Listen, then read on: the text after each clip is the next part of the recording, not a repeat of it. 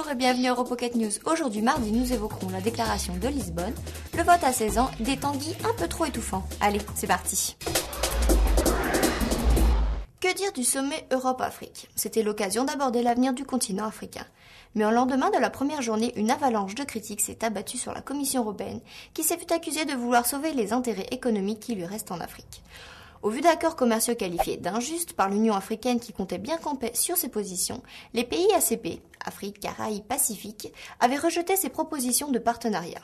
Mais finalement, dimanche, la déclaration de Lisbonne, soulignant un partenariat politique d'égo à égo, a été signée, tout en espérant qu'en 2010, année du 3e sommet, les relations bailleurs de fonds bénéficiaires ne soient que du passé. Je ne sais pas pour toi, mais moi, quand j'avais 16 ans, je pensais plus à ma sortie du samedi soir et à la tenue que je porterais, plutôt qu'aux prochaines élections. Alors devons-nous réellement autoriser les jeunes de 16 ans à voter? La droite, la gauche, les verts, les socialistes, les communistes, ça ne te paraît pas un peu déroutant, confus? Pourtant, en Autriche et en Allemagne, ils ont déjà le droit de vote, et la Grande-Bretagne, le Danemark et la Suisse y pensent très sérieusement. C'est pourquoi, ce week-end, 25 jeunes représentant 13 pays européens se sont rencontrés à Copenhague lors d'une conférence organisée par le Forum européen de la jeunesse et ont préparé des campagnes européennes ayant pour but de baisser l'âge de vote à 16 ans. Comme le souligne la présidente de ce Forum européen de la jeunesse, pour être entendu, chacun doit pouvoir voter. Espérons que les jeunes se sentiront concernés. Maman, papa, vous allez voir qu'il y a pire que moi. En 2001, le film Tanguy d'Étienne Châtillier avait vu juste.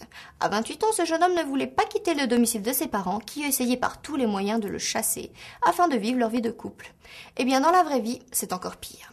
De nos jours, ces grands enfants, pourtant largement adultes, sont collés au jupon de leur mère, parfois même après leurs 30 ans. Un juge espagnol a d'ailleurs prié un homme de 36 ans de quitter le domicile de ses parents et lui a interdit de s'en approcher pendant 2 ans. La situation peut devenir encore plus grotesque quand des enfants assignent leurs parents en justice pour une obligation alimentaire. Ils sont maintenant environ 2000 chaque année à réclamer une pension alimentaire, même largement après leur majorité, soutenant qu'ils ne peuvent toujours pas subvenir à leurs besoins.